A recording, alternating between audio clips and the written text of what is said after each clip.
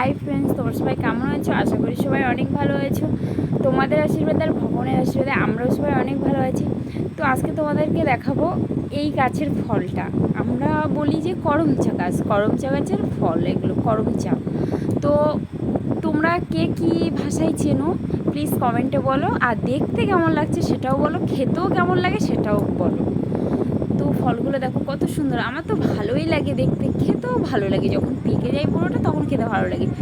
আর গাছের ফলগুলো যে এত সুন্দর, সবুজ পাতার মধ্যে যে ফলগুলো এত সুন্দর লাগছে, তো গাছের ফলটা কত সুন্দর লাগছে দেখো।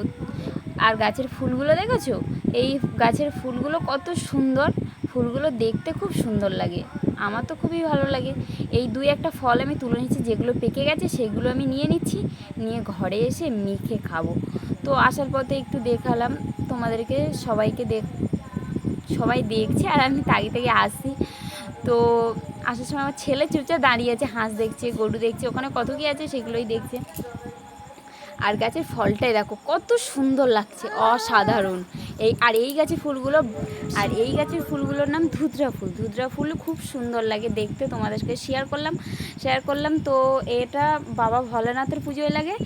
সবাই অনেক ভালো থাকবে, সুস্থ থাকবে, টাটা, বাই বাই।